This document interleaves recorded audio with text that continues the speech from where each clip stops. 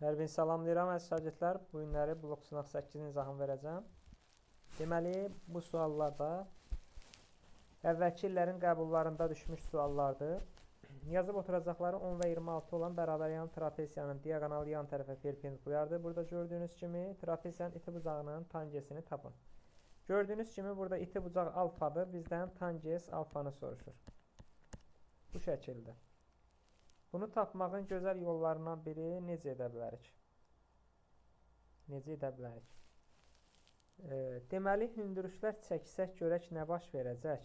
Hündürlük çəksəm, buradan da hündürlük çəksəm, nm qeyd edirəm.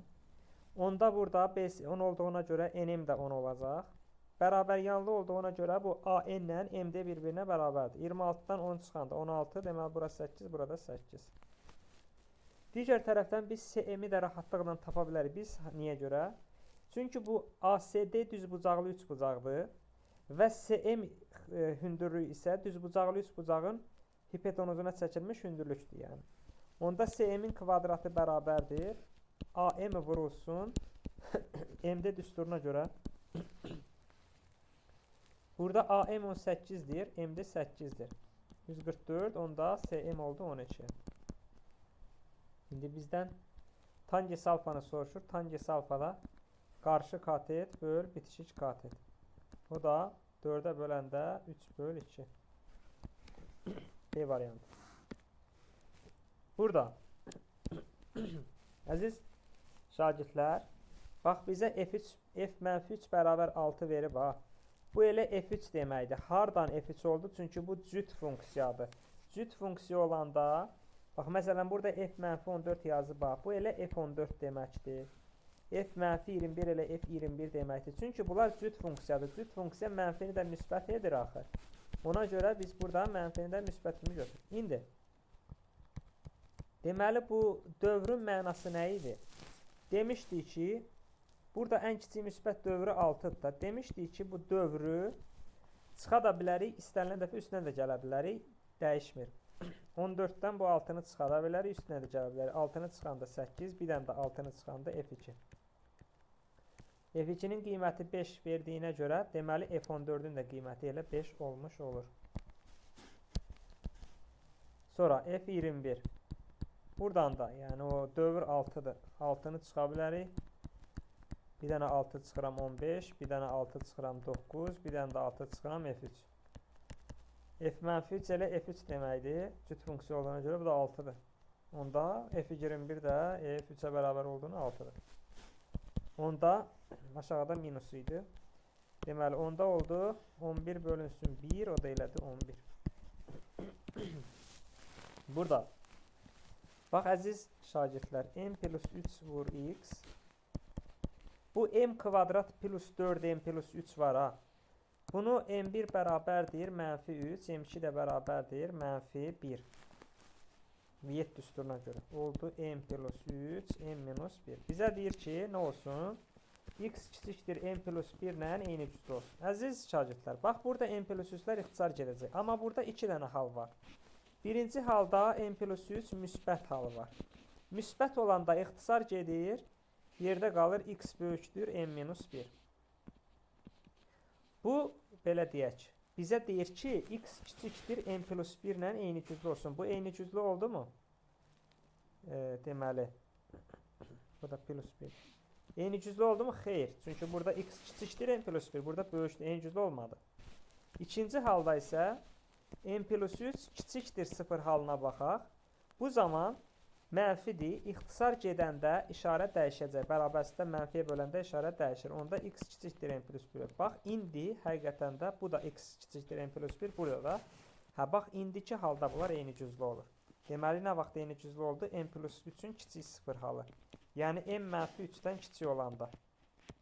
M mənfi 3-dən kiçik olanda mənfi sonsuzluq mənfi bu eyni cüzlüdür. Burada açılışı yazırsınız. Bax, A10-un açılışı nədir? A1 plus 9D. Çıxılsın 5D kvadrat. Bəs A3-ün açılışı nədir? A1 plus 2D. Onda bu A1-lər yoxa çıxdı. 9D-dən 2D çıxanda 7D bərabər 5D kvadratına. D'lər də yoxa çıxdı burada. Oldu 5D bərabər 7. D də bərabərdir 7 böl 5. İndi S20'nin açılışını yazaq. S20'nin açılışı 2A1 plus 19D böl 2 vur 20. İndi burada bərabər 306'dır da.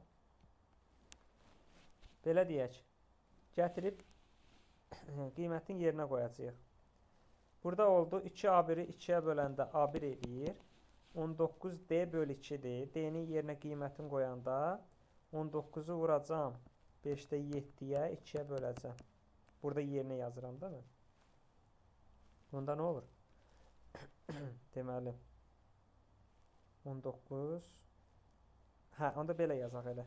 5'də 7 vur 19 2'yə də böləcəm. İndi bu ifadəni 20'yə vururuq axı biz. Bu ifadəni 20'yə vuranda onda olur 20 dənə A1. Bu da 20'yə vurulur. O belə 20'yə də vurdum. Onda 20 A1 plus 10 ilə 20 gedir 2. 2'ni 19'a vuranda 38. Onda 7'yə vuranda 7 8'in 56 5 yatda 7 3'ün 21 o da 5. 21 o da 5 26. Onda 20 A1 bərabərdir 6'dan 6 0 10'dan 6 4 2'dən 2 40 eləyir də elə. A1 də bərabərdir 2.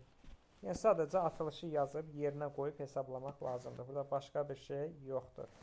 Yazıb sinifdəki qız şagirdlərin sayını 30% artırırlarsa qızların sayı oğlanların sayından 2 nəfər az. Belə yazaq da bura. Yazıram qız, oğlan.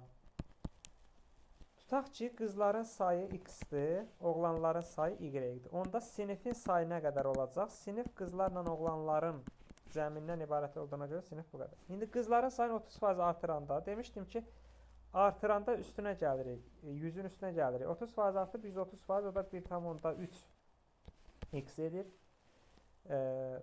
Bu zaman deyir ki, yəni qızların sayını 30% artırandan sonra qızların sayı həmin bu 1,3 x oğlanların sayından 2 nəfər az olur. Yəni y-2'yə bərabər olur da oğlanların sayından 2 nəfər azdır axı. Digər tərəfdən deyir, qızların sayı 50% azalsa. 50% azalanda yerdə 50% qalır. Yəni 0,5 x olur. Bu dəfə isə deyir ki, onların sayı oğlanların sayının 1/3'ə bərabər olur. Oğlanların sayının 1/3'ə bərabərsə 3/1 y. İndi bu ikisindən istifadə edək. Bax, 3'ü 0,5 x-a vuranda y bərabər 1,5 x eləyir. Aparıb yerinə qoysam 1,3 x bərabərdir. Y-in yerinə 1,5 x qoyanda onda 2 bərabər oldu 0,2 x. Buradan da 20 bərabərdir 2x. X deyiləyir 10. X 10 oldu. X 10'dursa gətirib x-in yerinə 10 qoyanda 1,5 bu 15. Y də 15 oldu. Bizə deyir ki, sinifdəki şagirdlərin sayı sinif x ilə y-in cəmi idi. Ondan 15'in cəmi 20'dir. Bax belə. Burada əziz şagirdlər. Deməli, burada maraqlı məqam biz nədir? Bax, bu kosinus kvadrat 26'da 3 pi yazıb. Biz bilirsiniz bunu nə edəcəyik? Bax, bunu. Çevirmə düsturuna görə bunu yazıram. Pi bölü 2 çıxılsın 13'də 5 pi. Həqiqətən də pi bölü 2'dən 13'də 5 pi'ni çıxanda ortaq məxrəc gətirsək eləyir 26'da 3 pi'ni verir bizə. Yəni bu buna bərabərdir. İndi çevirmə düsturuna görə bu sinus kvadrat 13'də 5 pi edir. Yəni biz artıq burada kosinus kvadrat 26'da 3 pi'nin yerinə gətirib yazacağıq sinus kvadrat 13'də 5 pi. Və buradan göründüyü kimi sinus kvadrat alfa plus kosinus kvadrat alfa argumentlər eyni olduğuna görə bu cəm 1 olur. 2'yə də vuranda 2 olur. Oldu 2. Belə. İndi burada radiusları 10 olan çevrələr xaricdən toxunur. AB və CD düz xətləri bu çevrələrə toxunarsa, aha. Bax, əziz şagirdlər, biz necə edəcəyik? Buradan bunu A ilə C-ni birləşdirəm, B ilə D-ni. Burada bir düz bucaqlı düzəltdim mən. Düz bucaqlı. Və həmin bu düz bucaqlının da buradan da bunu çəksəm. Fikir verin, radius 10 idisə, onda radius 10 olduğuna görə 10, 10. Onda bu düz bucaqlının eni 20'dir. Elə burada 10, burada 10 olduğuna görə AB də 20. Deməli, bu ABC'de bir kvadrat oldu. Onda bu ABCD'nin sahəsi oldu 400. Biz indi o ştrixlənmiş hissəni, bax bu qara hissəni tapmaqdan ötürü bu həmin ABCD kvadratının içində o ağ hissələri çıxmalıyam. O ağ hissələri də birləşdirəndə bir dənə dairə əmələ gəlir də. Baxın, sağdakı ağ hissə ilə bu ABCD kvadratının içindəki soldakı ağ hissəni üstə qoyanda bir dənə tam dairə olur. Tam dairə olur və radiusu da 10 olduğuna görə onun sahəsi 100 pi-dir. Onda oldu 400 çıx 100 pi. Yəni, həmin bu ABCD kvadratından həmin o ağ hissəni çıxdım. Bu, həmin o rəng qara hissə bizim sahəmiz oldu. Burada önəmli məqam nədir? Yadda saxlayın. Bax, bu birinci kimi olsa əgər, birinci kimi deyəndə, yəni birinci kimi bu kökün altında -4-ün kvadratıdır. Buradan modul çıxacaq. Buradan modul çıxacaq. Amma axırıncı kimi olsa, buradan özü çıxacaq. Yəni, buradakı məsələdə fərq odur ki, bu axırıncıda 4-cü dərəcə 3 minus A verib. Burada 4-cü dərəcə qüvvətdəki 4-cü mötərəzdən kənardadır. Mötərəzdən kənarda olanda həmişə yadda saxlayın. Qüvvət mötərəzdən kənarda olanda cüt dərəcələrdə. Buradan kökün altından bu ifadənin özü olduğu kimi çıxır. Üstə gəlinsin, o müsbət qəbul olunur. Amma yox, dərəcə birincidəki kimi kökün altında olanda modul çıxır. Onları qarışdırmayın. Tək dərəcədən də hər zaman özü olduğu kimi çıxır, bunu bilirik. İndi bəs yaxşı, buradan modulca A-4-ü necə həll eləyək? Bəs burada dedik axı, 3 minus A böyük bərabər 0-da, A kiçik bərabərdir 3-dən. A 3-dən kiçik olduğuna görə A-4 mənfidir. Yəni, moduldan çıxardığında qabağına mənfi atacaq olacaq belə. Onda nə baş verdi? Mənfi A, mənfi A getdi. Yəni, mənfi A, mənfi 2 A, müsbət 2 getdi. 4-cü 7-dən 5 çıxanda 2. Burada. Bir A ədədi B ədədinin 40%, B-də C-nin 30% olarsa, A C-nin neçə faizidir? Ümumiyyətlə, A C-nin neçə faizidir deyəndə A-nı C-yə bölüb 100-ə vurur. Bu iki ədədin faiz nisbətidir də. İki ədədin faiz nisbətini tapanda nə edirdik? A ədədi C-nin neçə faizidir deyəndə A-nı C-yə bölüb 100-ə vurur. İndi yazıb ki, A ədədi B-nin 40%-dir. B vur 40 böl 100 belə. Bu da onda 4B, 5-də 2 B deməkdir. B ədədi isə deyir ki, C-nin 30%-dir. C vur 30 böl 100.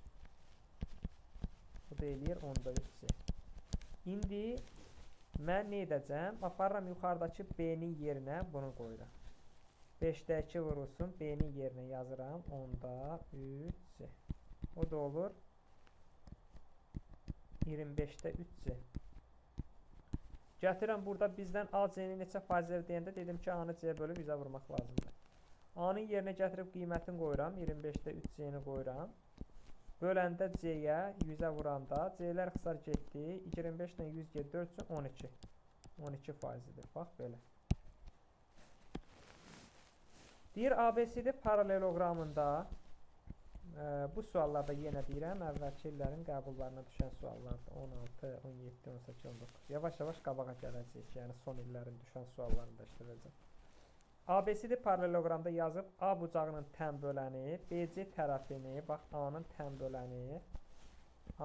böləni budur. BC tərəfini K nöqtəsində kəsir. Bax, bu tən böləndirsə alfa-alfa. İndi bəs daxili çarpaz bucaq olduğuna görə burada alfa olacaq da. Çünki bu paralellik var axı burada. BC AD-yə paraleldir axı. Onda daxili çarpaz onu burada. İndi A bucağını 30 verdiyinə görə onda bu alfa 15 olur. Çünki A bucağı 30 ilə. KC-ni də 6 verir.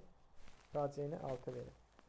Deyir ki, həmin bu AKSD trapesiyasının orta xətti 13. Gəlin burada 1x deyək.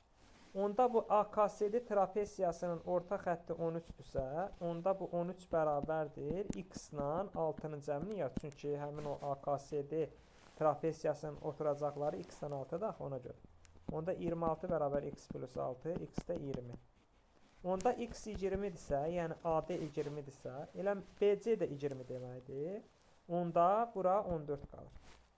Avtomatik bura 14-sə, burada 14-dür. Niyə görə? Bu 15, burada 15. Ona görə. Və salam da artıq bu trapesiyanın sahəsini soruşmur. Trapesiyanın bir tərəfi 14 oldu. O birisi tərəfdə 20 oldu. Düsturumuz var idi. İki tərəf vurulsun aradakı bucağın sinusuna. Aradakı bucaq 30 dərəcədir. Sinusuna vuranda 2 də 1. Bu da 140.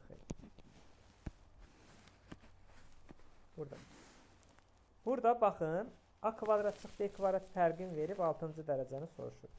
Əlbəttə ki, biz bunu kuba qaldırarıq. Çünki kvadratı 6-cı dərəcəyə qaldırmaq, kuba qaldırmaqla əmələ gələcəkdə. Bunu kuba qaldıranda olacaq A üstü 6 çıx 3A üstü 4B kvadrat plus 3A kvadrat B üstü 4 minus B üstü 6.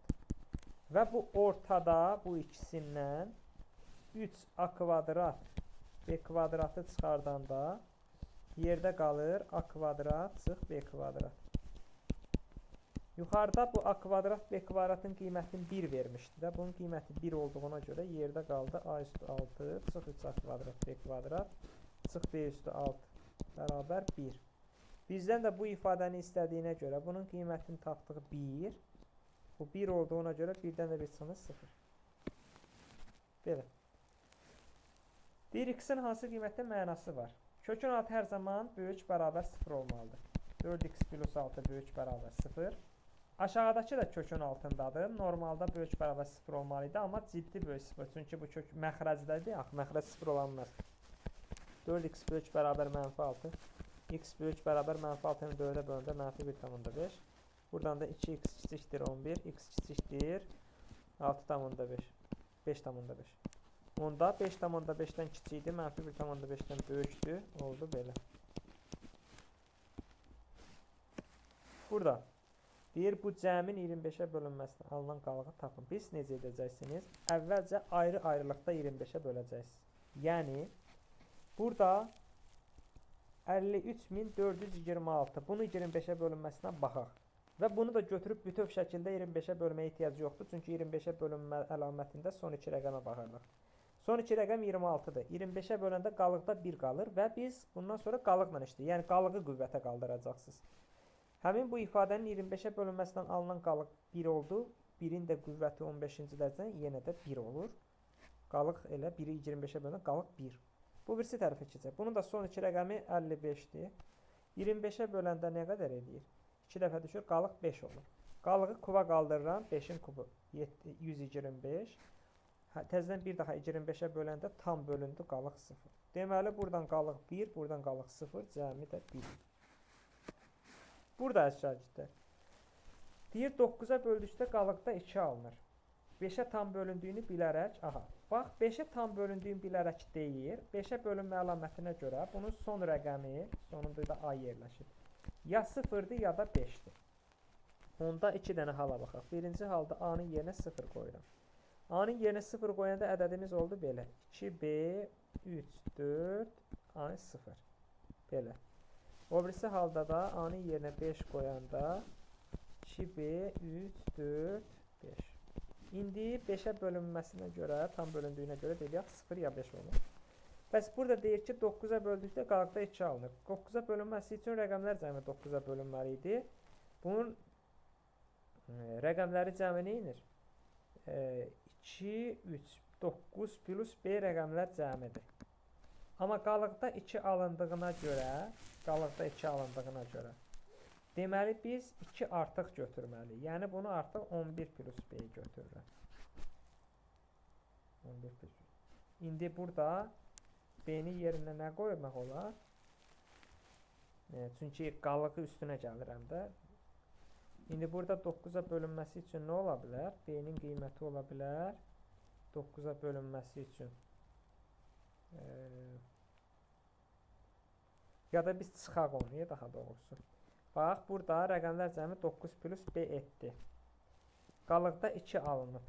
Biz o qalığı çıxandan sonra 9-a tam bölünəcək də. Qalığı çıxandan sonra 9-a tam bölünəcək. Yəni 7 plus B 9-a tam bölünəcək. Burada da B ola bilər 2. B2 ola bilər. Bir də B ola bilər 11. O da 11 ola bilmir axı. Tək rəqəmdir. Burada da 2, 3, 5, 5, 14 plus B-dir. 2 çıxıram, çünki qalıq 2 idi axı. 12 plus B.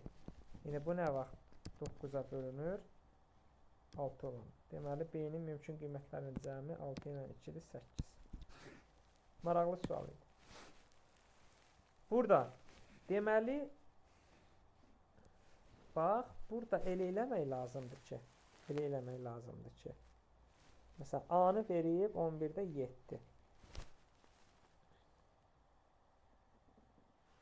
Sonra A-nı verib 11-də 7 plus 13-də 5 plus 19-da 9. Bu birisi də 11-də 36 plus 13-də 23 sıx 19-da 1. Buna da gəlin bir x deyək. Axırda da biz x-i tapacağıq. İndi burada nə etmək olar? Bax, yuxarını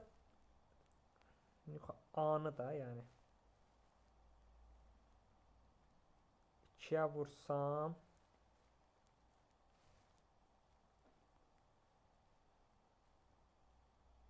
bəli. Diqqətlə bir dənə baxın. A-nı 2-yə vuranda görün nə olur?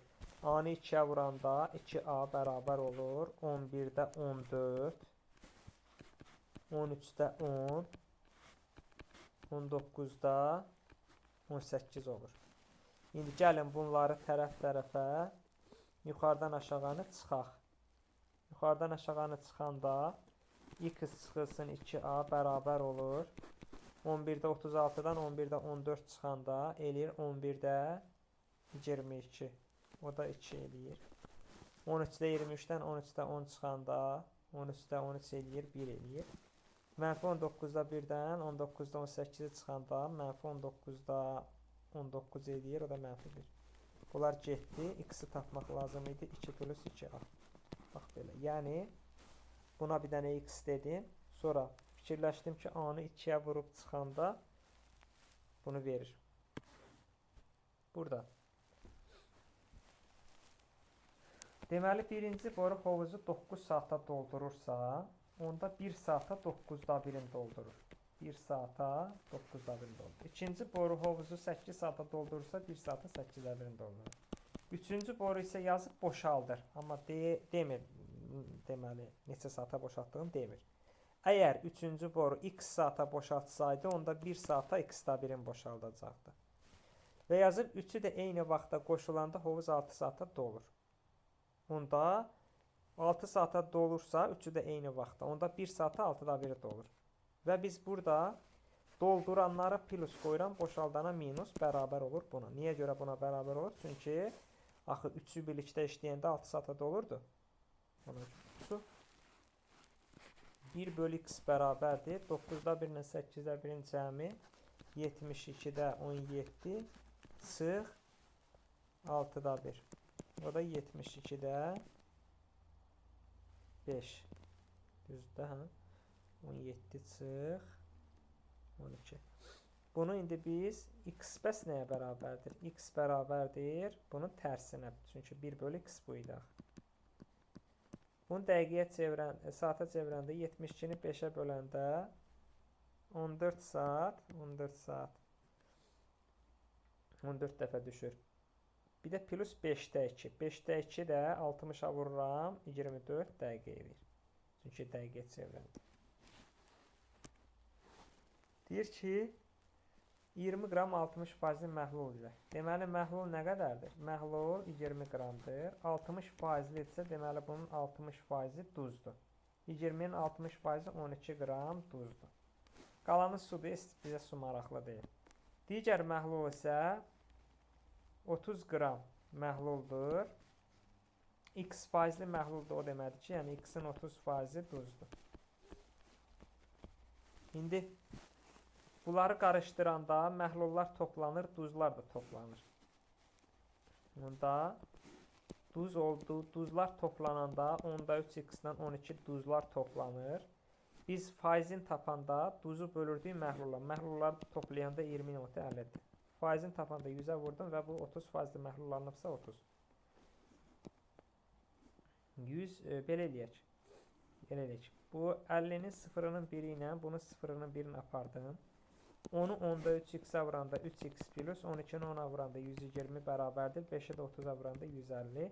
3x bərabərdir 30, x də 10 edir. 10% deməli.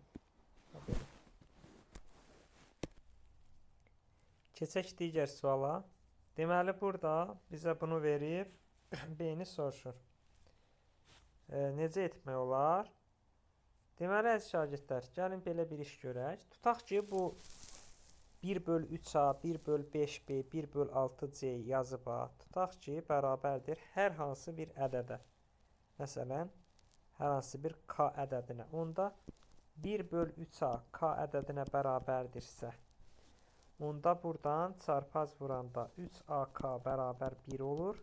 Bəs a ədədi nəyə bərabər olur? 1/3k-ya. Sonra 1/5b-də k-ya bərabərdir. 5bk bərabərdir 1-ə. Buradan da b bərabər 1/5k-ya. Digər tərəfdən 1/6c bərabərdir k-ya. 6ck bərabər 1. C də bərabər 1/6k. Gətirib indi orada ABC-də yerinə qoysaq. 1/3k plus 1/5k plus 1/6k.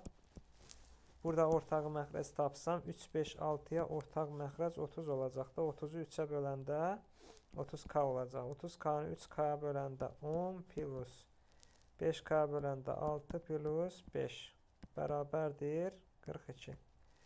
16, 5, 21 eləyir. 21 ilə 42 gedir 2. Oldu 60k bərabər 1. K da bərabər 1/60. Bizdən soruşur ki, B-ni tapın. Deməli, 1/5b bərabər idi k-ya. K-nın da qiyməti 1/60-dır. Onda burada 5b bərabər 60, b də bərabər 12 edir. Bax, belə bir maraqlı sual idi.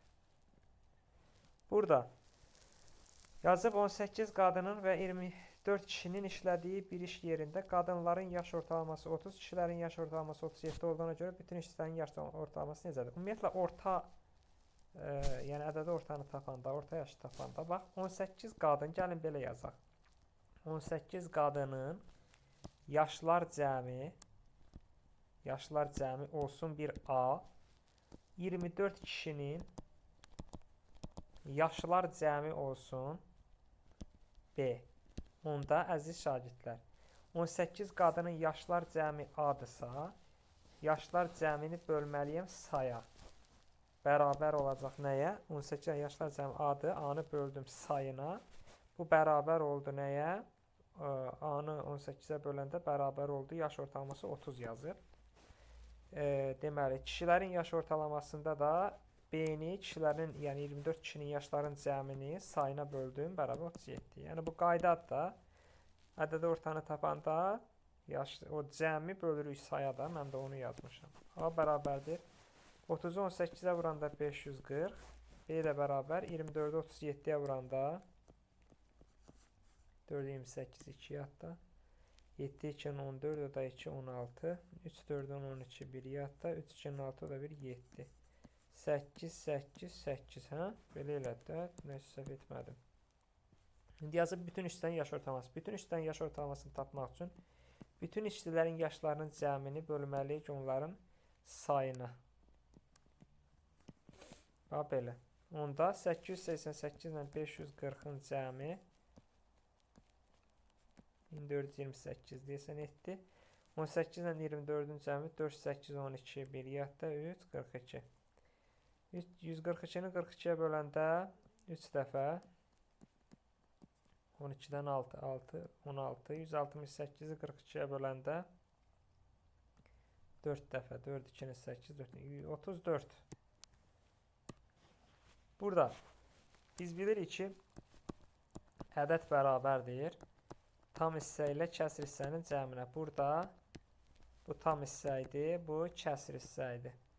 Və hamımız bilirik ki, kəsr hissəni taparkən bu kəsr hissədir. Ədədin özündən tam hissə çıxılır. İndi burada ədədin tam hissəsi nədir sizcə? -3 çıxılsın.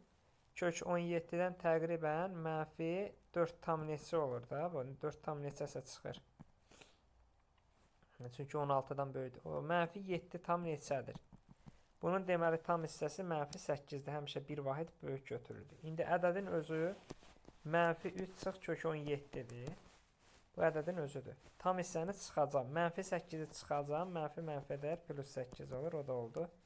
5 çıx kök 17. Burada. Bax, bunu yazmağın asan yolu nədir? Bizdən bu istənilən ifadə var. Buna bir t deyirəm. Bizdən istənilən ifadəyə t deyirəm. Yuxarıdakını aşağıdakına vururam. Baxın, vuranda yuxarıdakı ifadə budur. A + 6, A + 4. Yuxarıdakı ifadə budur. Aşağıdakı ifadə də budur. Vuranda bərabər olur x vur t. Hər tərəfi vurdum. İndi bu müxtəsər vurma düsturuna görə olacaq birincinin kvadratıq, ikincinin kvadratıq. Görürsünüz, cəm verilib, fərq verilib. Olacaq birincinin kvadratı A + 6 çıx, ikincinin kvadratı. Onda A'lar getdi. 2 bərabərdir x vur t. Bizə də t lazım idi də. T bərabər, çünki burada bu soruşulan ifadəyə t demişdik. T də bərabər oldu 2 böl x. Bax belə. Burada. Bax, bu da heç də çətin deyil. Bax, biz bu ifadəni x kvadrat -1-ə vuraq, bölək. X kvadrat -1-ə vuraq, bölək. Niyə görə deyirəm? Çünki x kvadrat -1-i x kvadrat +1-ə vuranda x üstü 4 -1 olur. Təzədən bu x üstü 4 -1-i x4 +1-ə vuranda olur x üstü 8 -1. Onda x üstü 8 -1, x üstü 8 +1'ə vuranda x üstü 16 -1. X üstü 16 -1, x üstü 16 +1'ə vuranda oldu x üstü 32 -1. Bölünsün. Aşağıda x kvadrat çıx 1 deyildi. X-in qiyməti neçə idi? Yuxarıda vermişdi ki 3'dür. 3'ün kvadratı 9 çıx 1 8 eləyir. Bu birisi tərəfdə də x-in yerinə 3 yazanda, yəni surətdə yazmıram, aşağıda yazıram. X-in yerinə 3 yazanda 3 + 5 8-də 30, x üstü 32. Çıxanda olur x üstü 32 çıx 1 çıx x üstü 32. O da -8-də 1 bunlar gelir. Burada. Bax, bizə deyir x + 1 bölü x 1 olarsa x üstü 20 2020 plus 1 bölü x üstü 2020'nin qiyməti necədir? Gəlin bunu bir dəfə hələ kvadrata qaldıraq. Görək nə baş verəcək. Olacaq x kvadrat plus bunların bir-birinə hasilinin 2 misli. Buradan da alınır ki x kvadrat plus 1 bölü x kvadrat nəyə bərabərdir? Bu gedib birdən -1'ə. Təzədən indi bunu bir daha kvadrata qaldıraq. X üstü 4 plus 2 vurulsun x kvadrat vur 1 bölü x kvadrat plus 1 bölü x üstü 4 bərabər 1. Bunlar gedir, ixtisar qalır x üstü 4 plus 1 bölü x üstü 4 bərabər 1-dən 2 -1. Bir daha da eləsəz görəcəksiniz -1'dir. Yəni bunu nə qədər kvadrata qaldırırsınızsa qaldırın, hamısında cavab -1 olur gördüyünüz kimi. Onda 2020-ci dərəcəyə qədər gedib çıxanda da yenə də -1 olacaq. Çünki hamısında -1 olur. Burada. Gəlin buna ortaq məxrəc tapaq. Ortaq məxrəc 4y-dir. 4y-i də 3x-ə vuranda 12xy çıx 5 bərabər 12. Buradan da 12xy çıx 5 bərabər oldu. 4y 12'ə vuranda 48y. İndi gəlin buna ortaq məxrəc tapaq. Bu da 3y-də. 3y 4x-ə vuranda 12xy çıx 5. 12xy çıx 5'in qiyməti orada 48y deyildi. Bunun yerinə gətirib 48y yazıram. 3y-ə böləndə nə oldu? Y-lər ixtisar getdi. 16 qaldı. Cavab 16. Burada maraqlı bir məqam var. Bax, biz yuxarıdakı bu ifadədə yazıb burada 2a çıxılsın 1 bölü 2a plus 3 belə yazıb. Bax, bu ifadəyə biz sadəcə olaraq 3 əlavə eləsək, bax, bura belə 3 əlavə edirəm. Belə. Burada 3 əlavə. Elə bir bərabərliyin sağına da soluna da 3 əlavə elədim. Niyə görə bunu elədim? Çünki buna bənzətməkdən ötürü. İndi kvadrata qaldıraq bunu. Kvadrata qaldıranda birincinin kvadratı oldu 2a plus 3'ün kvadratı. Sonra ikincinin kvadratı 1 bölünsün 2a plus 3'ün kvadratı. Sonra bunların bir-birinə hasilinin 2 misli 2 vurulsun 2a plus 3 1 bölü 2a plus 3 bərabər 3 üstə 3 6'nın kvadratı 36. Onda bununla da bu getdi. Bu cəm nəyə bərabər oldu? Bunun kvadratı plus 1 bölü 2a plus 3'ün kvadratı bərabər oldu 36 üstə 2 38. Bax belə. 36 üstə 2 38. Su. Cavab yəni 38 oldu. Hesab səhvi etmədik. Burada x kvadrat çıx x-dir. İndi x-i keçirdək bu yana. X-i mötərizə xaricdən çıxardanda oldu belə. İnterval çəkəndə 0 ilə 1-dir. Plus, minus, plus. Görürəm ki, burada bizə mənfilər lazım. X-in qiyməti oldu 0-1 arasında kəsirlər. İndi cüt dərəcədən x kvadratı kökün altında x kvadratda buradan modulu x çıxır. Bu birisi ifadədə gördüyünüz kimi, bu da kökün altında x minus 1'in kvadratı da buradan da cüt dərəcədən modul çıxdı. X-in qiyməti nə oldu? 0-1 arasında yerləşən ədəd.